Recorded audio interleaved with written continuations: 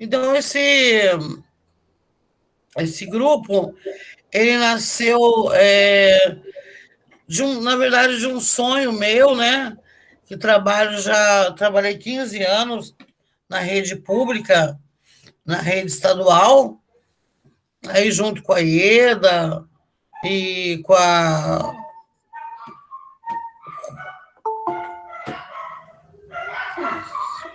peraí, com a, com a Rose, né? E com, quem sabe, outras aí que vão aparecer.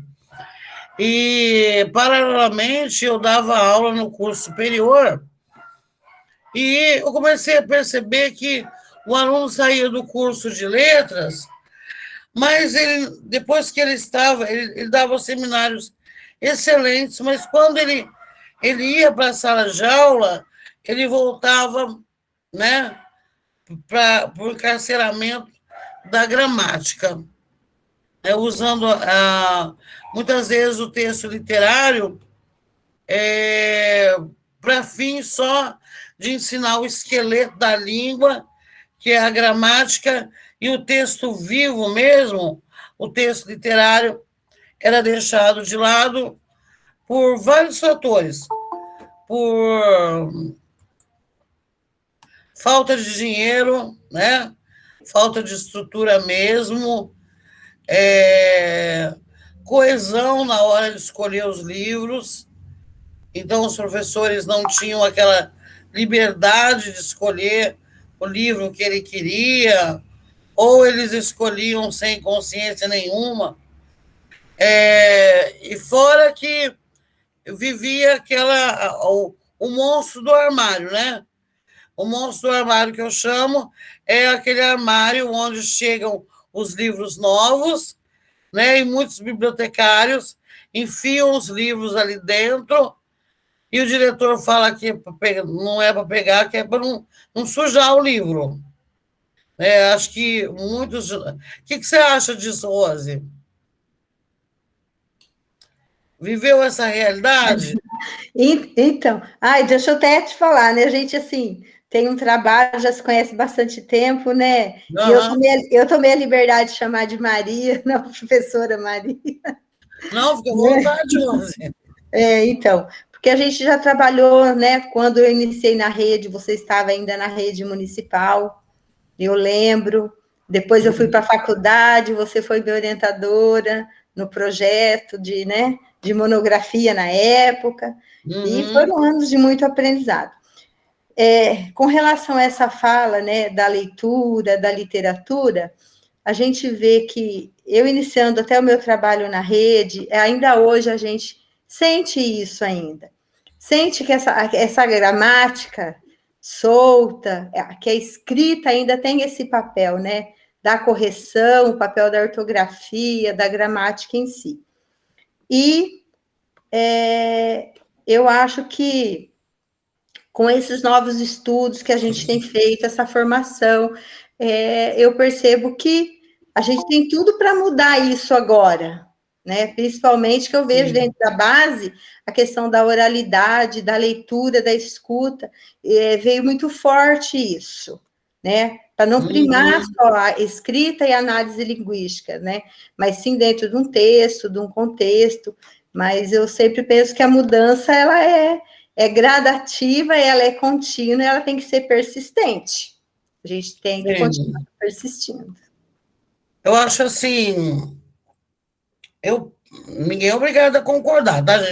A gente está aqui num bate-papo, num diálogo, que o bom leitor, ele forma bons leitores, né? O professor que gosta de ler, ele forma alunos que gostam de ler.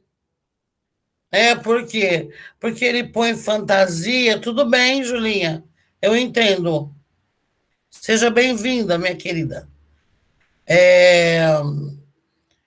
O professor que põe vida nas personagens, que lê, que sonha junto com o aluno, que dramatiza, né? Que faz do livro um doce, né, escondido, um doce para ser dado no final da aula, ele consegue formar bons leitores. Né? Eu tenho aqui... Ana Roberta, você foi minha aluna? Fui sim, na faculdade. Em letras ou pedagogia? Pedagogia.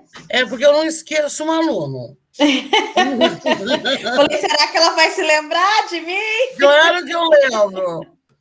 Mas, você, a Rose, a Celina, o Lucas, a Carla, né, que estão os meus alunos.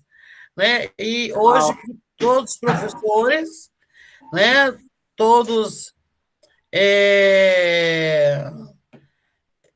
no mesmo caminho. Aí o Carlos também não é meu aluno, mas é aluno da Isabel, e a Isabel foi minha aluna, então vai formando-se um ciclo, né, eu acho que de prática de leitura muito parecida, né, e eu fico feliz de vocês estarem aqui.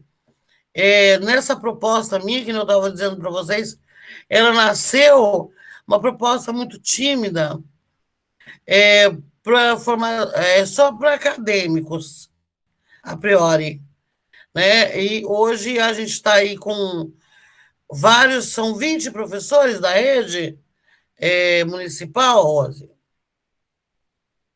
Isso, foram 20 professores interessados, né, sim, que se manifestaram interesse em fazer o curso.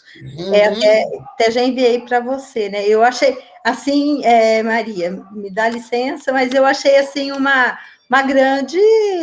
Fiquei bem contente. Eu também, eu achei... 20 professores, né, interessados em saber de leitura, contação de histórias, nossa...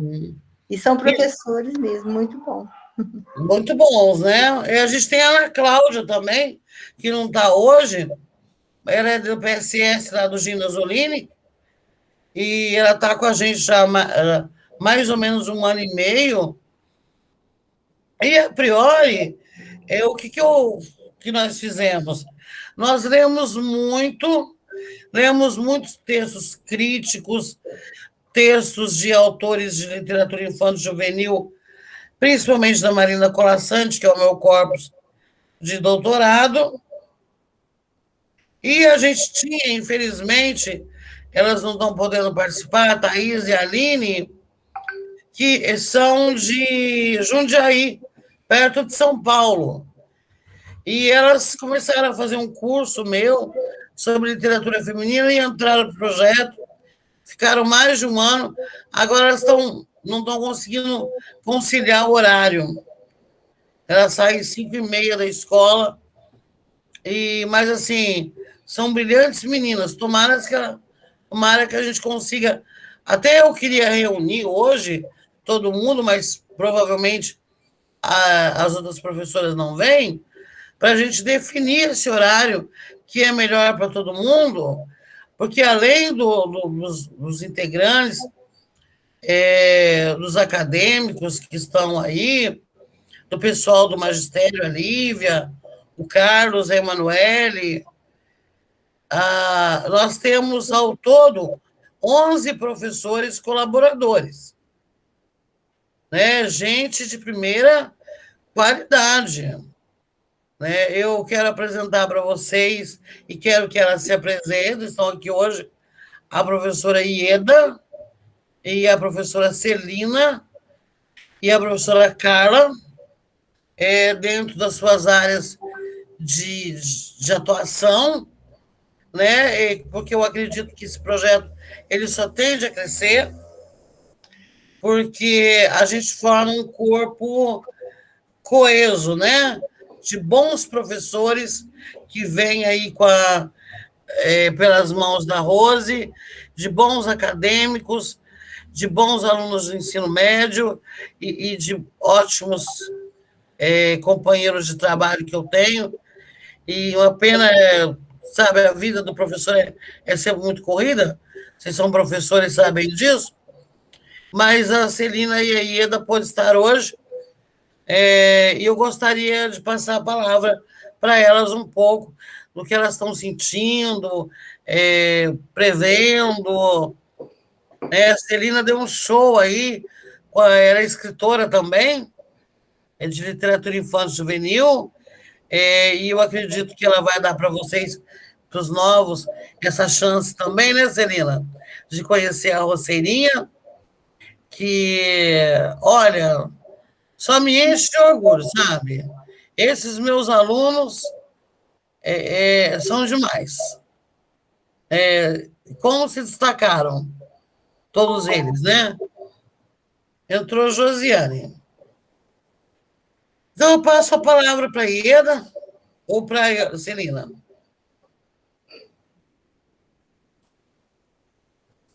Celina é de mais longe, acho que ela merece falar primeiro. Obrigada. Então, boa tarde, quase boa noite já, né, pessoal? É um prazer estar aqui mais uma vez, é o meu terceiro encontro aqui. Como a professora Maria Miguel mencionou, nas duas primeiras ocasiões, foi esse momento de apresentação e também apresentei a minha obra de literatura infanto-juvenil, A Roceirinha, que, assim, é difícil até falar, né, de um produto literário da gente, mas me enche, assim, de orgulho e é uma realização, foi e está sendo uma realização para mim.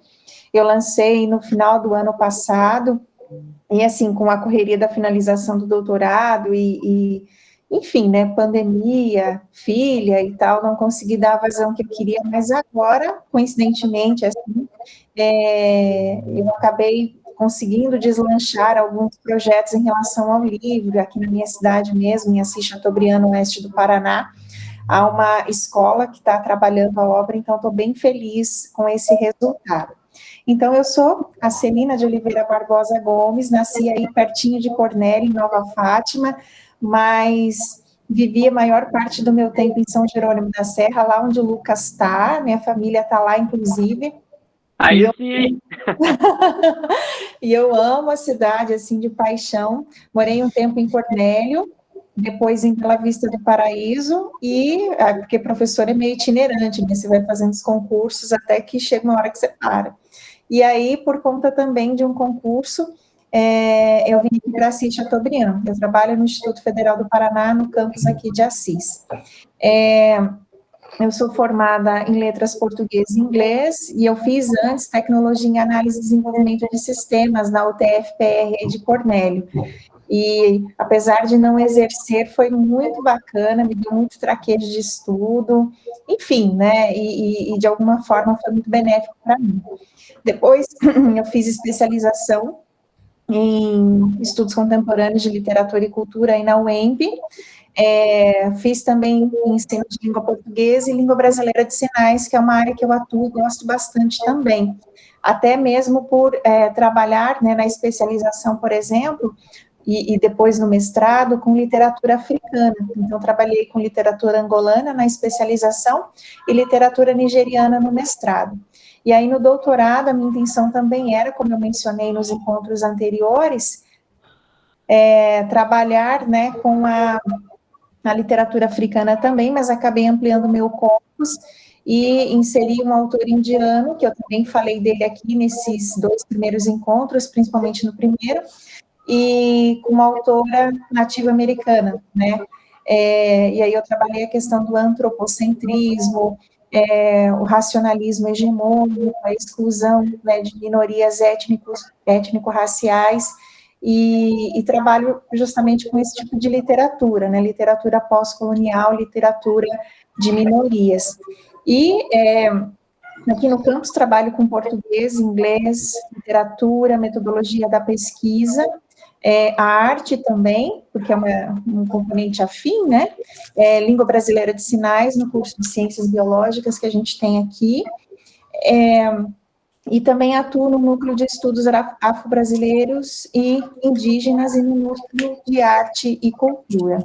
E escrevo uns textinhos de vez em quando. É isso. E fui aluna da Maria Miguel. me sinto muito honrada de dizer que fui aluna dela e de tantos professores queridos aí da UEMP que eu tenho, assim, no coração. Volta e meia, porque, assim, até pela região, os alunos aqui fazem, por exemplo, vestibular em Cascavel, mesmo em Toledo, né, Marechal Cândido Rondon, que também tem um campus da UniOeste, e quando alguém fala assim, bom, estou indo para Londrina, para Cornélio, o coração fica quentinho, então eu fico bem feliz. É isso. E eu, Carla? E aí? Obrigada, Carlinha. Bom, eu quero dizer primeiro que é um prazer estar aqui com vocês. Eu estou numa fase meio de recuperação de uma cirurgia, com uma carinha meio feia, como a Carlinha diz, quase com uma camiseta de time, de meia. Mas, enfim, é um prazer estar aqui. Eu me formei também na UEMP, rapidinho, fazendo a apresentação, né? E mais tarde, eu gosto muito de literatura, a Maria sabe disso. Mais tarde, eu fiz o mestrado na UEM, em formação de leitores, pesquisei as obras da Odete de Barros Motti, né, uma escritora que produziu uma gama muito grande de obras, que vendeu muito na década de 70, mas que tem uma pedagogia, um texto mais datado, mais voltado para a questão pedagogizante, mas tem obras assim, que permanecem, né, enfim, que são realistas, que são até hoje reeditadas e lidas ainda nas escolas e vendidas, enfim. E agora eu espero que conclua o doutorado, estou nessa fase de escrita sofrida também, bastante sofrida, estudando o Bildroman, que é o romance de formação, num recorte histórico de 50 anos, tentando compreender como que se dá a atualização do romance de formação na literatura juvenil brasileira.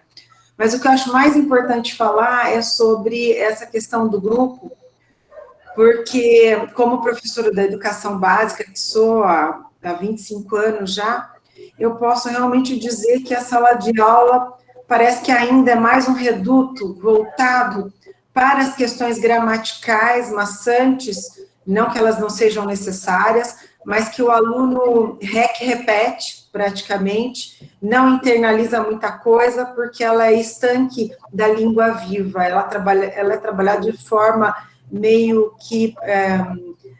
ela é trabalhada dentro do texto literário como um pretexto, né? O texto literário não acontece uma leitura efetiva, e o que é estudado da gramática, pouca coisa a gente percebe que mantém. Quando o aluno escreve, a gente percebe que ele não escreve bem, talvez esteja faltando alguma coisa. Eu acho que o que está faltando é a literatura em sala de aula, e eu acredito que a nossa formação foi muito mais voltada para a gramática. Nós pegamos uma época da universidade onde o enfoque maior era na gramática. A literatura, óbvio, ela acontecia, mas um estudo voltado para a periodização, tanto quando se falava em literatura, quando nós estudávamos a literatura de língua portuguesa, de Portugal, quanto a nacional, era mais voltado para essa questão histórica, né? Conhecer quais eram os cânones, as principais características, os principais autores, e instrumentalizar o sujeito para ele trabalhar em sala de aula, para ele ser leitor, porque se o professor não for um leitor, eu não acredito que ele forme leitores, aí isso ficou muito lacunado. Então, a gente vê alguns projetos de leitura na escola, como levar o aluno numa biblioteca para ler. Isso não é projeto de leitura, ele pode fazer sozinho. Tem que haver uma proposta com objetivos claros, haver um planejamento para que você amplie o horizonte de expectativa do aluno, para que ele tenha interesse em ler outras obras, para que ele consiga decodificar o texto literário, né? Então, ele precisa estar instrumentalizado para isso. Então, a leitura a bel prazer, muitas vezes, não dá conta disso, né? O professor precisa ser o mediador para que o aluno desvende o texto literário, para que ele compreenda as lacunas do texto, aquilo que está subentendido, o implícito no texto. Isso só vai ser feito com a mediação do professor. Então, tendo alunos da graduação participando desse curso, eu acho fundamental A UEMP já tem disciplinas de literatura juvenil, pelo menos a UEMP já apontou, já acenou para essa necessidade de formar o professor dentro do viés literário de uma maneira mais completa, para que ele dê conta desse trabalho em sala de aula. Então, eu acho que é mais uma iniciativa que contribui para essa necessidade na formação do professor. Lembrando que o professor nunca vai estar formado, como em várias outras áreas, né? Nós somos eternos aprendizes, e não é porque eu tive uma formação lacunada em relação à literatura que isso não vai acontecer mais na minha formação. Nós temos a formação continuada e cabe ao professor buscar. Não dá para ficar esperando o mantenedor, porque o mantenedor não vai dar conta, ele não tem interesse nisso. O interesse do mantenedor, o mantenedor não está interessado com o aluno, na verdade, está interessado com números.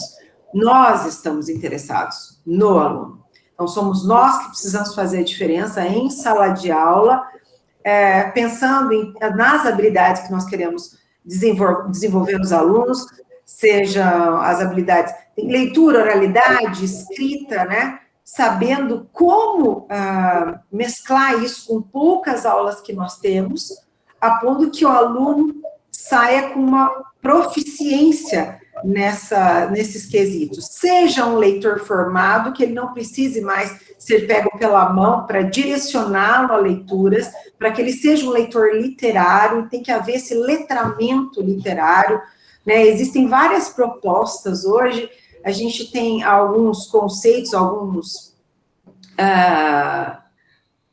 me fugiu agora a palavra, mas existem algumas formas, né, já cristalizadas, enfim, de ensinar literatura, mas existem muitas propostas metodológicas também atuais que o professor pode se utilizar dessas propostas. Ele tem que ter em mente o que ele pretende. Ele tem que ter uma proposta de trabalho para que ele consiga atingir os objetivos, né? Então, não basta decidir um livro para a turma toda e levar para a biblioteca para ler, né? Eu só queria lembrar isso. Tem que haver uma proposta metodológica, o professor é o mediador, é ele quem vai formar o leitor em sala de aula. Não se aprende a andar de bicicleta, se aprende a ler texto literário. Então, cabe a nós, em sala de aula, fazermos essa ponte. Desculpe se falei muito, Maria. Agora sou eu. Você não está falando nada, mãe. Imagina, o teu discurso foi ótimo. Eu acho que esse nosso encontro é para que a gente alinhave os interesses da Rose enquanto mediadora de todos esses professores que se interessaram pelo curso, e para que ela conheça um pouco a linha do nosso trabalho, né? Eles estão entrando agora, mas eu acredito que a Marção retoma o módulo dela sobre o método recepcional, o Lucosson, a sequência expandida, e da subjetividade. Eu esqueci o nome, tá?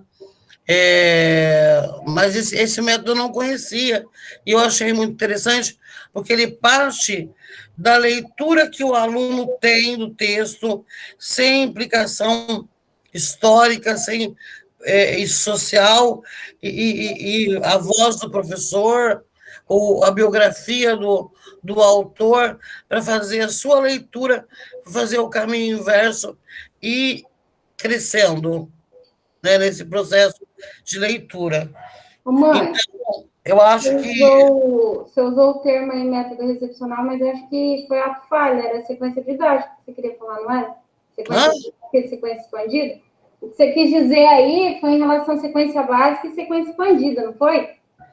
Do Cosson? Você falou, você usou o termo método recepcional, que é da Bordini Aguiar, mas você estava falando do Cosson. Do Yaus, na verdade, né, até. Bordini Aguiar. Na verdade, a teoria do Yaus e a Bordini Aguiar se apropriam dessa teoria para criar um método recepcional, que é um método que dá certo, né? Eu já usei muito, eu uso ainda na universidade, e é um método que amplia mesmo os horizontes de leitura.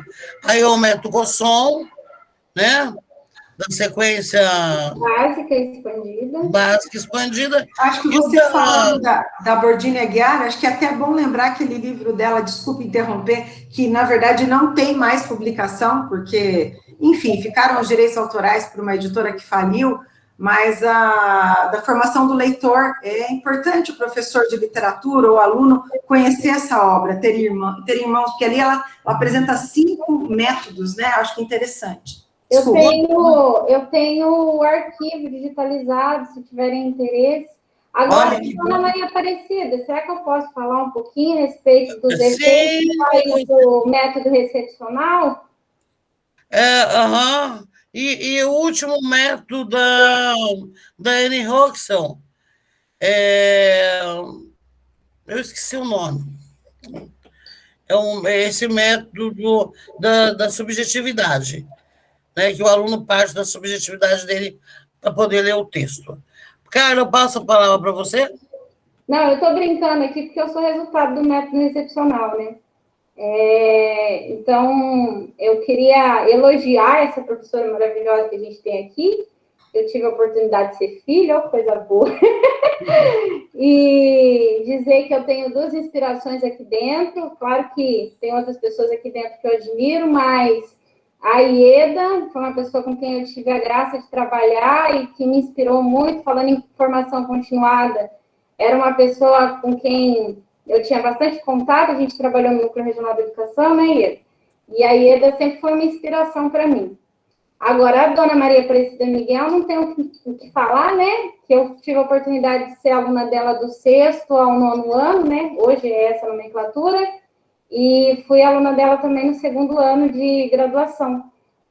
E o conhecimento, através dos contos da Marina Colasanti, mudaram qualquer possibilidade, qualquer perspectiva que eu tivesse de emancipação, de ter caminhada, de crescer e de transitar socialmente, porque a mãe foi professora do Estado há muito tempo e do município também, numa vida extremamente difícil, né? E o que ela podia me dar de mais rico, ela deu, que foi essa garra, essa força, essa entrega, esse amor pela literatura que ela está falando que a gente precisa ter.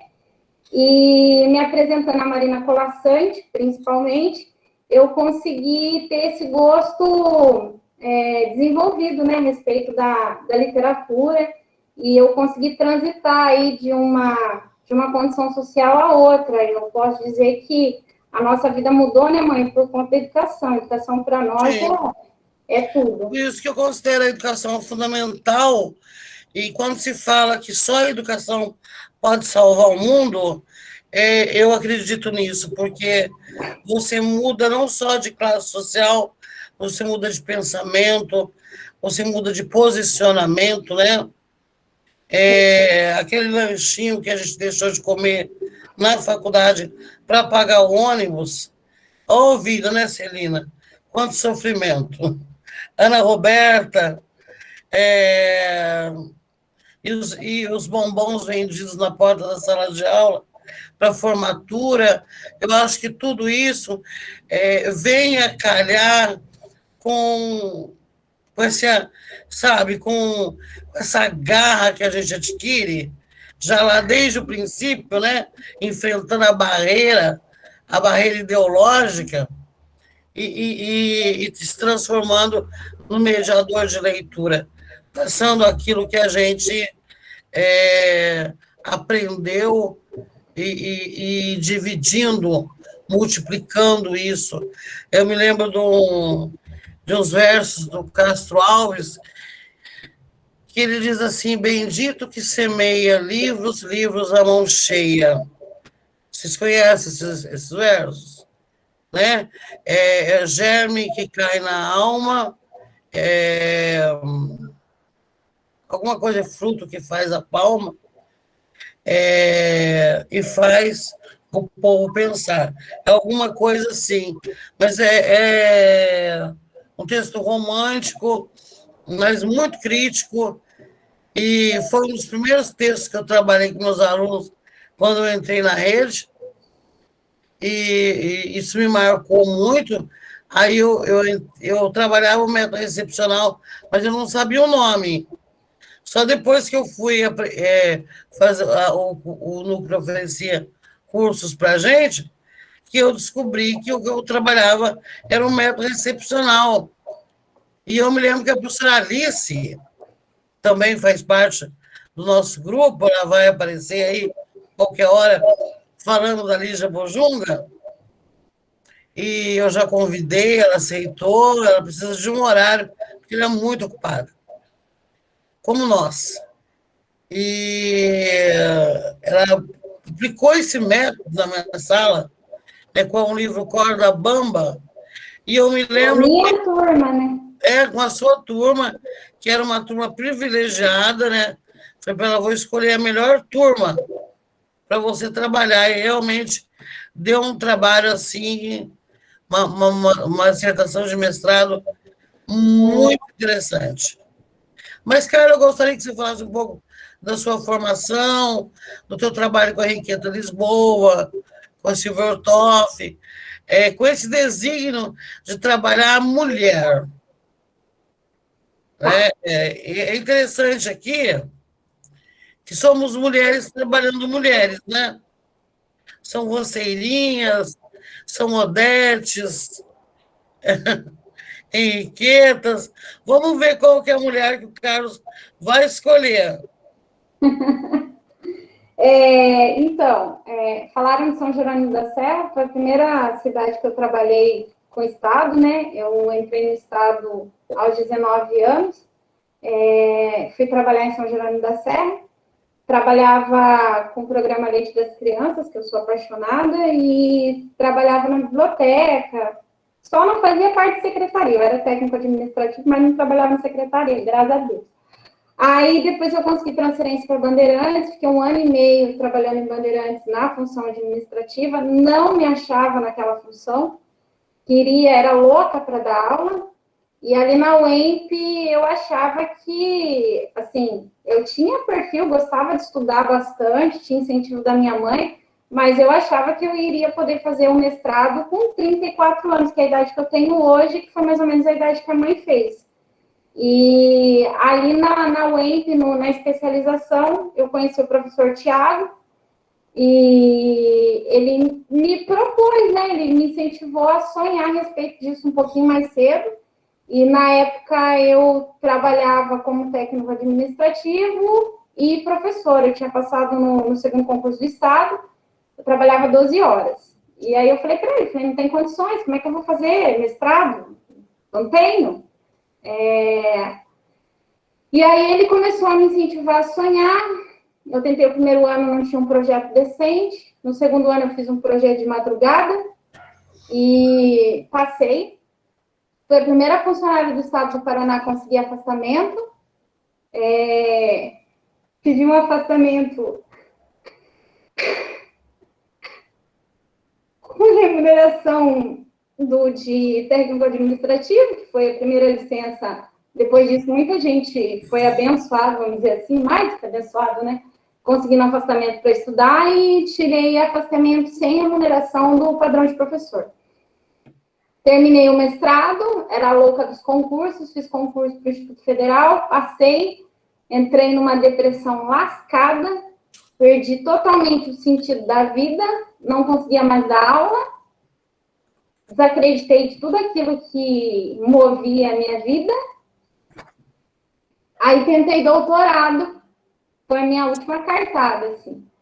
Caio Machado de Assis, que era o cara que eu tinha estudado para o primeiro ano do mestrado, para a primeira prova do mestrado, porque no doutorado eu não tinha como estudar. Passei na prova, viajava 13 horas para vir para Assis e 21 horas para voltar, 5 horas parada em Curitiba. Achei que eu não ia sobreviver, consegui transferência, estou aqui depois de ter tentado desistir do doutorado 3 vezes, estou aí na reta, mais ou menos, igual a Ieda, estou bem mais atrás, deveria ter bem mais à frente do meu trabalho, porque eu pensei em desistir várias vezes.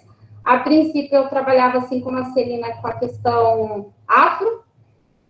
mas é uma questão bastante complexa para mim, muito subjetiva, e eu sofri um pouco com esse tema até que eu descobri a Silvertoff, que era uma autora que eu já conhecia da infância, que me fazia me lembrar a minha avó, pelo jeitinho, a personagem dela me fazia me lembrar um pouquinho da minha avó, que era a velhota cambalhota, uma personagem toda atrapalhadinha, toda divertida e toda brava ao mesmo tempo. E aí eu retomei algumas obras juvenis da Silvertoff, que inclusive, dentre elas, eu destaco meus vários 15 anos, que propõe esse diálogo aí que a mãe comentou, né, do feminino. Mostra como a mulher pode se manter num processo de descoberta constante, né? Como ela pode descobrir, por exemplo, um amor aos 75 anos. E com a Silvertoff, eu me redescobri. O choro foi trocado por gargalhada. E assim está sendo. Estou terminando aí o doutorado, acho que até outubro eu termino. Escrevi alguns textos e publiquei um artigo, um capítulo de livro sobre a Marina Colasanti, um outro sobre a questão afro também, e pretendo dar continuidade à escrita aí, focando agora a Ortoff. Acredito que o texto literário, e eu sou prova disso, ele te leva a desenvolver competências linguísticas e possibilita isso ao aluno, né, que consegue transitar em diferentes esferas sociais, consegue se comunicar com clareza, consegue questionar, e esse processo de emancipação, de reconhecimento da própria cidadania é essencial, né, para o sujeito. Que mais que eu posso falar? Acredito muito no processo de humanização do texto, que já foi citado aí na fala de vocês, né, proposto pelo Cândido, e acredito que literatura é essa paixão, esse amor aí, esse dia a dia que eu vejo na Ieda, que eu vejo na minha mãe e na Celina, e eu creio que eu verei em vocês também. Certo? Ô, Maria, você está chorando, Maria Miguel? Pô. Você é linda, Marichai!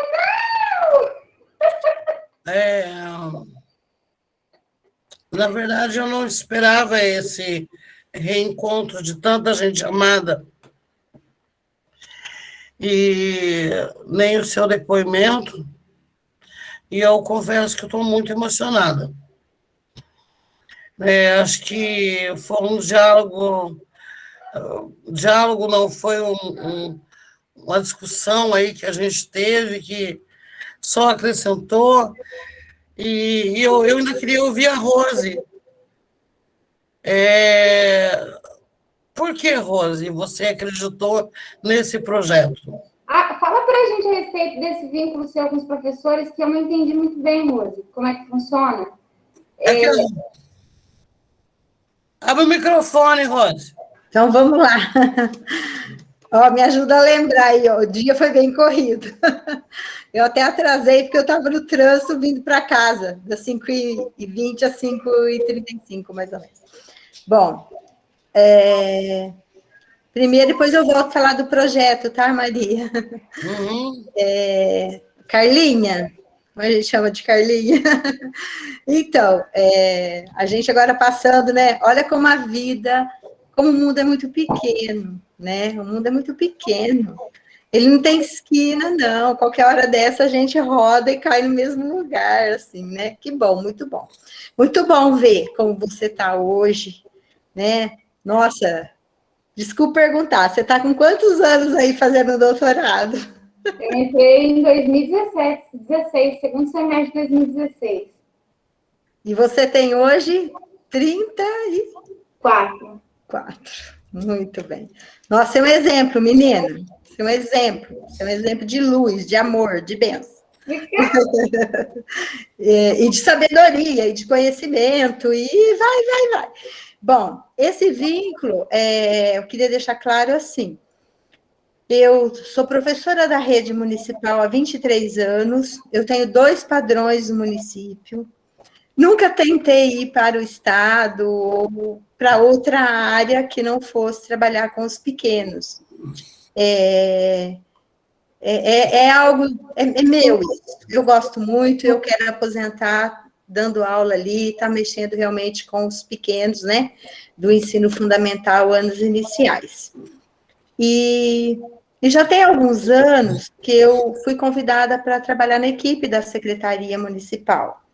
E tanto que já, né, já foram algumas gestões, já foi do Amin, 8 anos atrás, depois passei pela gestão do Fred ali, e continuo nessa gestão do prefeito Amin, nessa segunda gestão também. Ninguém mais deixou eu voltar para a sala de aula, né? Não, agora eu vou, agora já deu para mim. Não, o que a gente vai fazer? Você tem esse negócio de ajuda aqui, ajeita ali, e a gente vai, a gente acredita e faz e dá certo. Eu fiquei.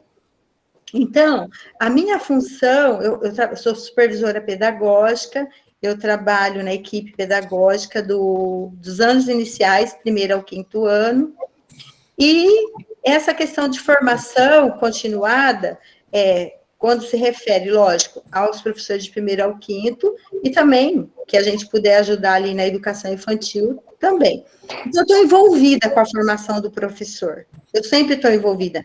Falou de formação, qualquer, né, na área de matemática, da leitura, até da educação especial, então eu estou sempre envolvida de alguma forma, né?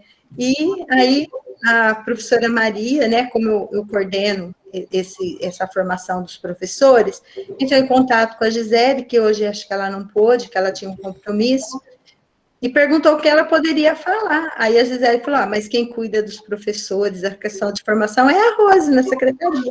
Então, o vínculo que eu tenho é esse, fazer essa ponte junto à secretária de educação, né, a professora Lidinha, primeiramente, e depois fazer a ponte aí com as escolas, que nem vocês estão vendo aqui a Ana Roberta, e tem vários outros professores do CEMEIS que estão fazendo, então, quando a gente vê, dá para abrir, dá para eles, eu até questionei a Maria, posso abrir para o CEMEIS? É interessante, né? Aí a Maria falou, não, mas vamos abrir para o CEMEIS também, literatura, né? Tudo de bom. Então, meu vínculo é esse, tá? Estou ali, dizem que estou virando patrimônio da secretaria, viu? Mas chega a ser engraçado esse comentário, mas eu gosto muito do meu trabalho, sim. Eu gosto de trabalhar com as crianças e gosto dessa parte de formação também.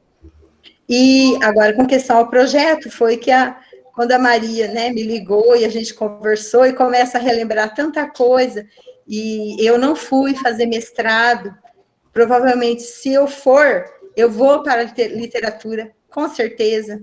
Eu vou ter que envolver alguma coisa na literatura, não vai ter jeito. Leitura, literatura, contação de histórias, né? Alfabetização e tal. E aí eu falei para ela, né, que eu estava ali e tudo, e eu falei, olha, mas como não vai dar certo, né? Como não divulgar isso para os professores da rede? É contação de histórias, é vida real, é vida imaginativa, é vida, é emocional, né? A literatura é vida, eu falo que ela é vida, né? Quando você está lendo, você está contando, você está vivendo. E eu até, não sei esse período, né, se cabe a gente falar aqui, mas nós estamos vivendo um período muito difícil, e eu não sei se isso deu para perceber nesse tempo difícil, ou já acontecia, talvez a gente não ficasse tão ligado, que essa questão da leitura, interpretação, até que a Ieda já comentou, a gente está vendo muitas falhas no entendimento da interpretação. Das pessoas não interpretarem o que está dito, e às vezes está dito claramente. Aí gerou-se uma insegurança, até no que eu estou lendo claramente, eu ainda estou insegura.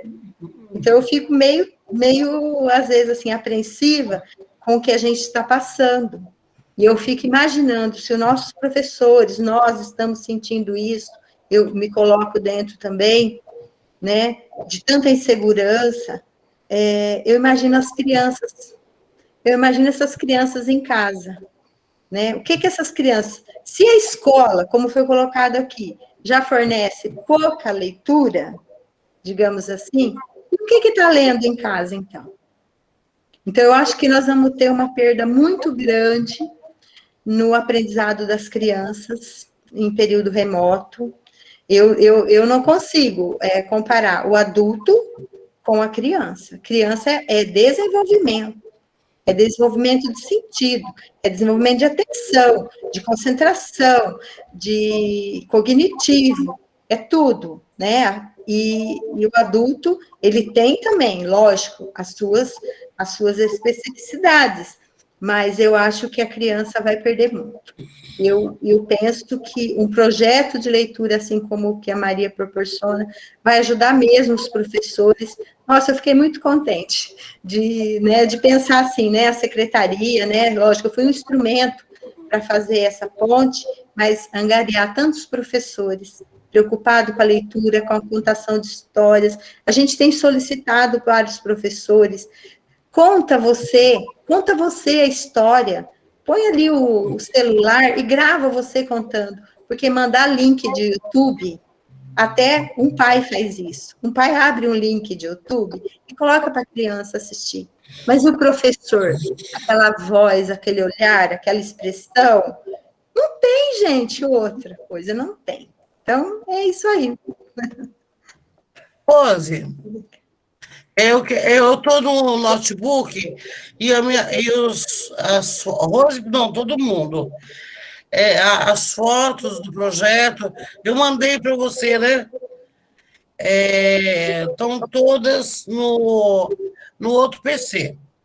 Mas eu quero, como a gente está trabalhando no remoto, o que acontece? Os alunos, eles estão produzindo vídeos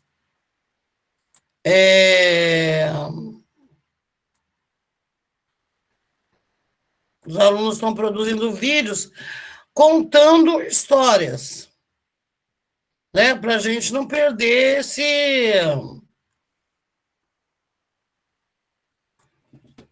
essa coisa, porque de contar, de gesticular. E eu vou colocar aqui alguns vídeos rapidinho para vocês, que são vídeos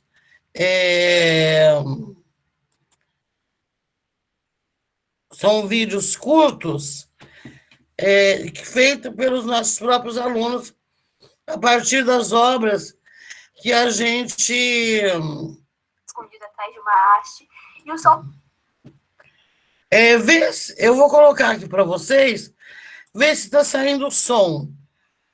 Porque o outro computador não sai o som do... Tá. Maria, mas independente, né? Eu não sei quantos você vai colocar, por causa às vezes, do adiantado da hora, mas você fique à vontade para me mandar e eu despacho, né?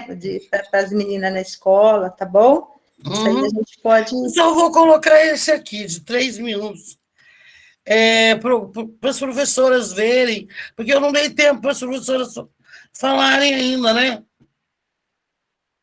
E acho que não vai dar tempo hoje. Então, esse vídeo aqui foi feito baseado no conto Além do Bastidor, da Marina Colasanti, foi a aluna Tiffany que fez, né? E está no nosso acervo, e que depois eu vou passar todos, vamos fazer um classroom para nós, né? E vamos colocar todos esses vídeos disponíveis para os professores e para os acadêmicos e o pessoal do Colégio Cristo Rei. Você está compartilhando aí? Além do bastidor. Está compartilhando? Tá sim. Além do bastidor, Marina Colasanti. Começou a bordar com linha verde. Não sabia o que bordar, mas tinha certeza do verde. Estão ouvindo? Verde brilhante. Então, Estamos, o áudio está replicando. foi isso que apareceu depois dos primeiros pontos. Um capim alto com as pontas dobradas como se olhasse para coisa alguma. Então, olha as flores, pensou ela, e escolheu uma meada, a vermelha. Assim, Aos poucos, sem risco, um jardim foi aparecendo no bastidor. Obedecia às suas mãos, obedecia ao seu próprio jeito, e surgia, como se no orvalho da noite se fizesse a brotação.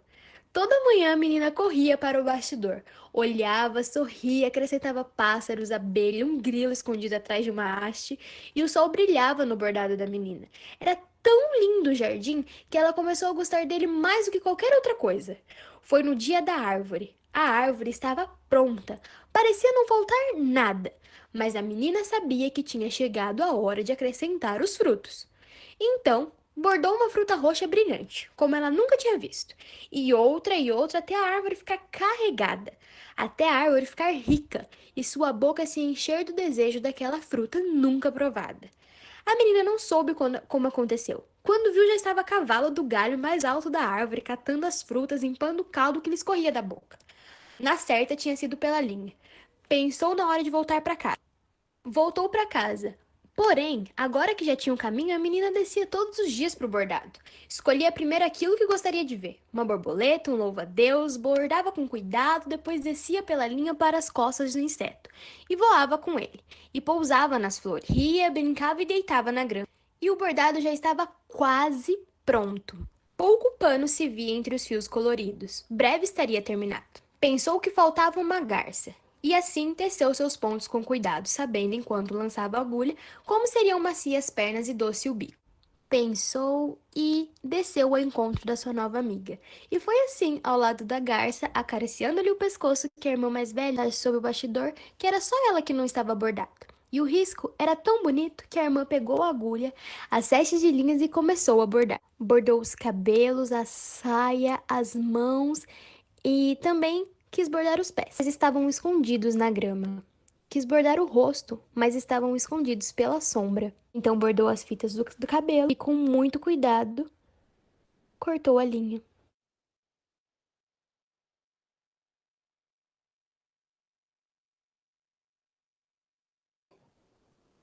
Lindo, lindo.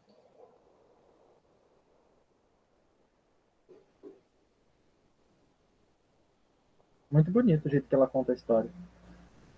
Quem gostou lá agora? Os detalhes, né? Nossa, assim, eu fiquei... Nós temos outros vídeos que a gente vai colocar no Classroom depois, para ficar para todo mundo, né? Professores, alunos. Bom, aqui é bom falar professores, né? De uma vez que todo mundo... Aqui ou vai ser, ou já foi... E vou deixar lá, vou colocar o nome de todo mundo. Eu não sei fazer isso, mas tem um monitor que faça, deixo todo esse material lá disposto, material de leitura. Por exemplo, o professor, o colaborador, como a Celina, a Ieda, o Fernando, a Lucila, então nós temos aí 11 ao todo, né? Cada um com a sua especificidade, cada um com a sua... com o seu objeto de estudo, mas com um objetivo em comum, que é a formação do leitor. E esse projeto ele já me deu muita alegria. O ano passado ele foi premiado como o melhor projeto de extensão da UEM. Né? Então, esse ano nós vamos tirar -0, né? Se Deus quiser. E estou muito feliz, uma pena que as outras não puderam estar presentes. E eu queria, só para terminar, que a Ana Roberta, como professora, decidiu entrar nesse projeto.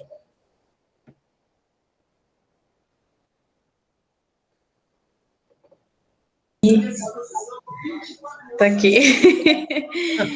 Então, né, eu sou formada em pedagogia, né, fiz especialização em educação especial e eu sou da área da educação infantil, né, eu gosto muito, né, de atuar, né, principalmente com relação à contação de histórias, sempre dentro de sala de aula com os meus pequenos, sempre gostei de iniciar uma aula com uma contação de história, né? E eu sou muito brincalhona e gosto de dramatizar, de brincar, de expor, né? Fazer as falas diferentes, mudar a tonalidade, mudar a expressão, como diz a Rose, né? Então, dentro de sala de aula, eu sou uma criança, eu me transformo em uma criança. E, atualmente, estou há 3 anos na direção, né, da nova supercreche aqui da nossa cidade, Cornélio Procópio, do Semelia Trevisan, né, e achei interessante... A supercreche fica lá no Marco de Cash? Essa não, a do Marco de Cash ainda está em andamento, né, essa é a do Bela Vista, ali do lado do Cisnop, entre o Tiro de Guerra e o Cisnop. Nossa, tem uma aqui pertinho de casa. Tem. Acho que eu vou ficar lá. Eu vou me matricular lá.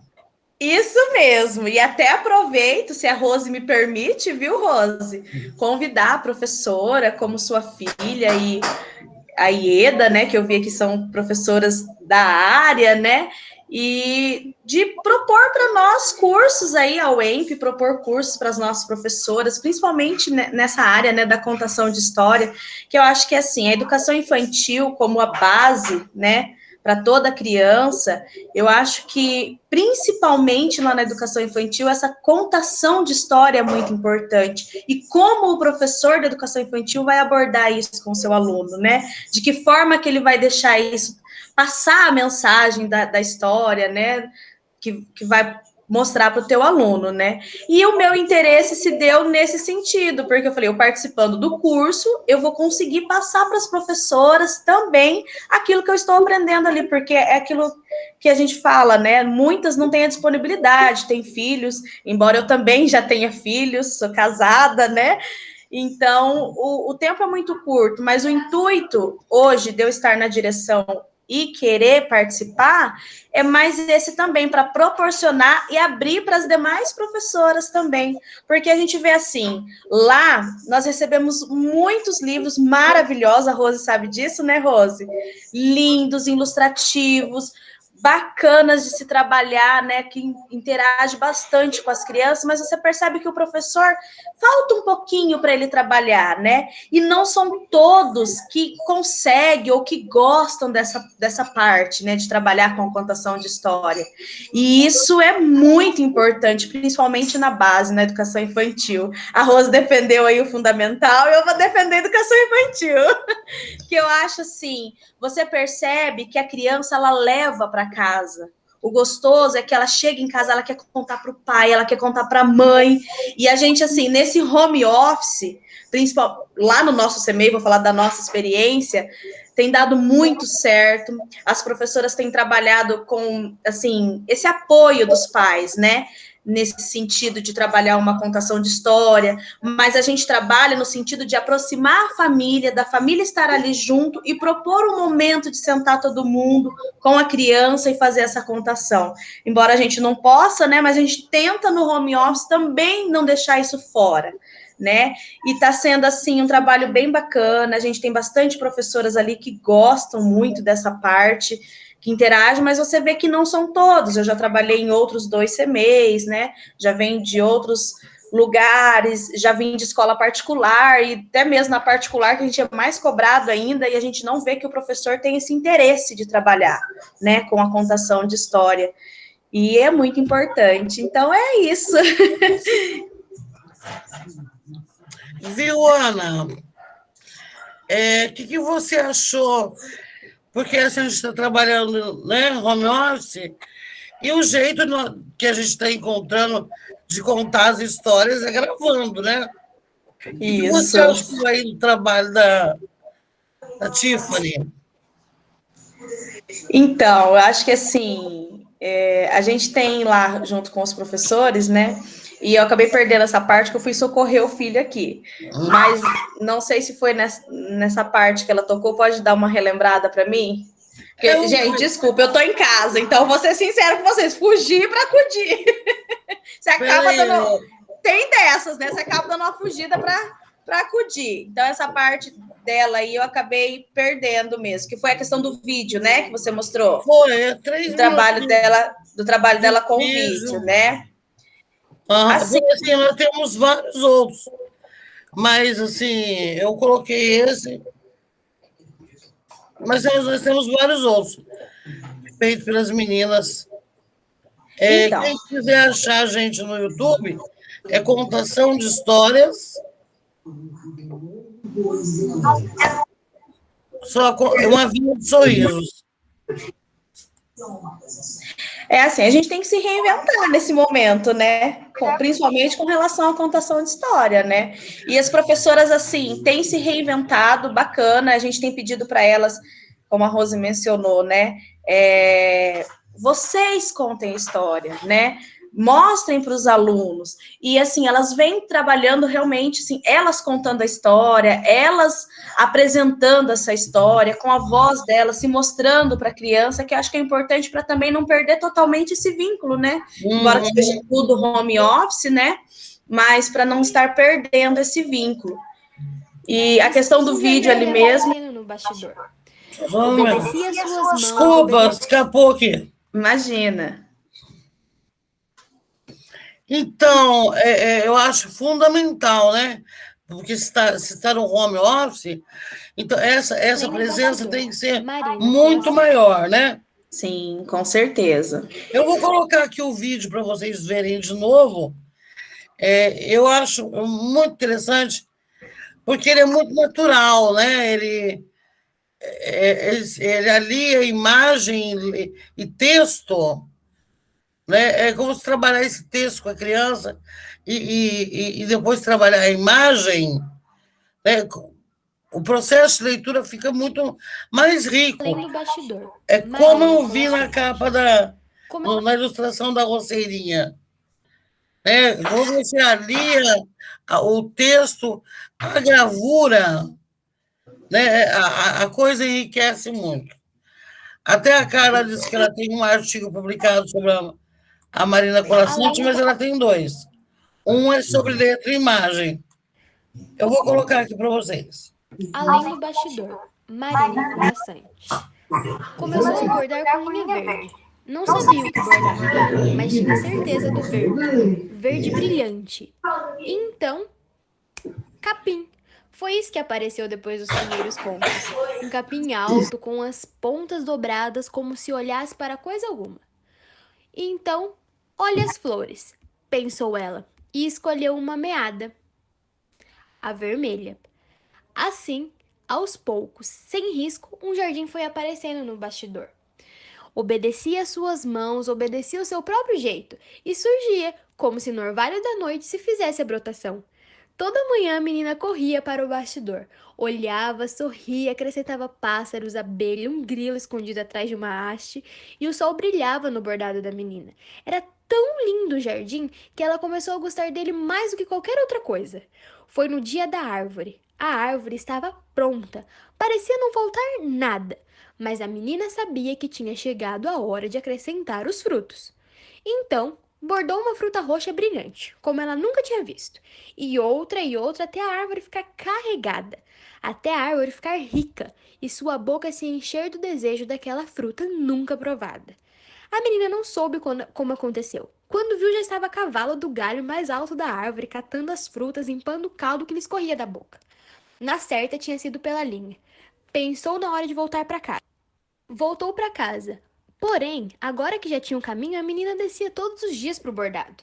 Escolhia primeiro aquilo que gostaria de ver. Uma borboleta, um louva-a-Deus, bordava com cuidado, depois descia pela linha para as costas do inseto. E voava com ele.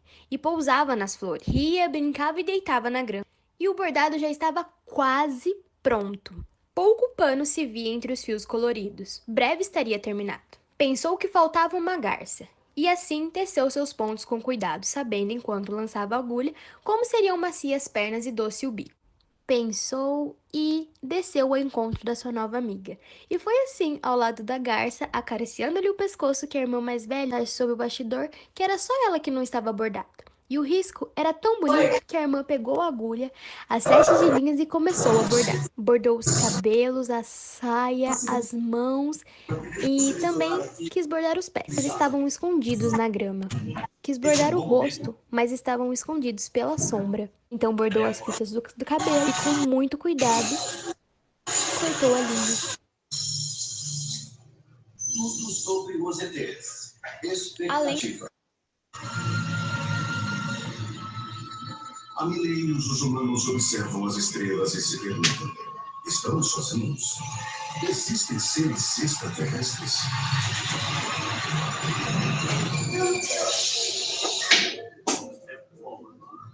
Hollywood acha que sim. De onde está vindo esse som? Segundo os cientistas,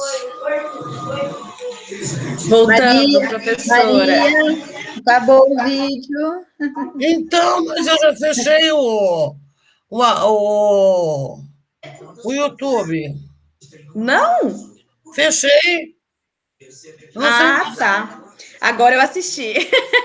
Agora eu consegui assistir, professora. Então, assim, essa questão que ela retrata aí, né, na imagem, áudio, vídeo, áudio, né, a história e o áudio da história, né, é que nem eu falo para as professoras lá no CEMEI. É muito importante essa interação, até mesmo para a criança apreciar, visualizar, interagir, conhecer, né? Às vezes a criança nunca viu aquela imagem, nunca viu, e a professora só falar, né? Então, eu acredito que essa interação em imagem também é muito importante, e principalmente para os pequenos, né? Para os menores, que muitas vezes não têm o contato. Vamos supor, que nem ele falou da fruta, né? Nunca viu uma fruta, a gente trabalha com N realidades, né? Na escola, tanto no CEMEI. Então, às vezes, aquela criança nunca comeu uma certa fruta, ou nunca viu um certo objeto, né? Até nesse sentido, para o professor explorar mais e que a criança aprecie mais também, né? Uhum. Você falou em curso. A gente acabou de oferecer um curso sobre método recepcional, eu e a professora Alessandra. Eu acho que está faltando uma maior divulgação desses cursos, porque a gente oferece 3, 4 cursos no ano, mais ou menos. Mas eu estou pensando em formar um grupo de estudos Marina Colaçante, né, para a gente estudar realmente a fundo a leitura simbólica e toda essa riqueza que a Marina Colaçante traz, ou formar um grupo de ensino para trabalhar variados textos, um projeto de ensino para trabalhar variado, aí só texto. Haveria uma pessoa para conduzir a leitura e a interpretação. É claro que eu não aguento sozinha, né, que eu fico sem pulmão daí.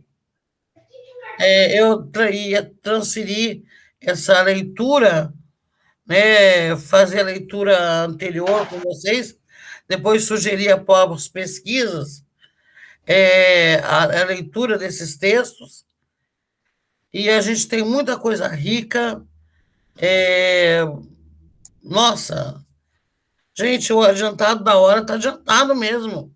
Está bem adiantado, mas está bem adiantado. Eu vou precisar daqui a pouquinho também já. Eu tenho aula, inclusive. Porque o primeiro dia a gente deu uma ajeitada na vida, né? Mas a gente precisa se organizar, né? Para as Hoje você faz o seguinte: a gente se mantém em contato, aí você vê as professoras que vão ficar, né, as que tiveram compromisso hoje, porque de última hora a pessoa não está preparada.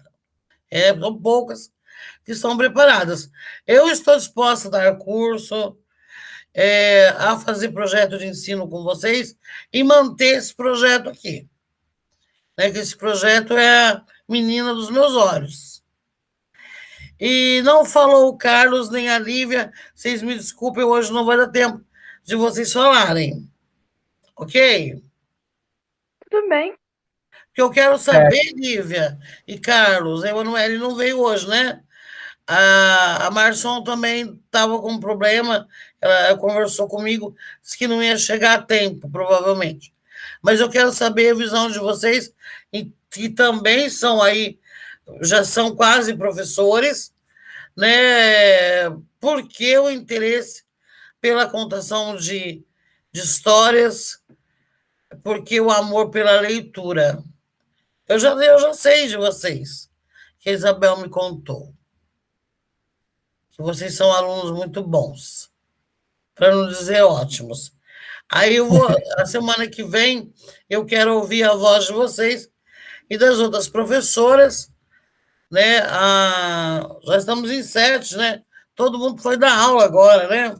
A Ieda, a Carla, vazou todo mundo. Ficamos nós, né? Eu agradeço de coração. Eu apago aqui porque eu choro um pouco, sabe? Eu agradeço de coração a presença de todos. E que destino, e que moça tecelã bordou esse destino. Vocês vão entender isso em breve. Que conseguiu colocar dentro de um mesmo espaço pessoas que se conheceram em tempos tão diferentes, e que foram amigas, e que são amigas, e de repente se encontram assim. Ai, me arrepia, sabe? Porque eu nunca imaginei que a vida ia me dar esse presente.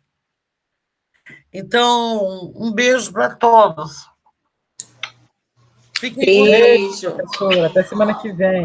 Até semana que vem. Professora. É. Tchau. Tchau.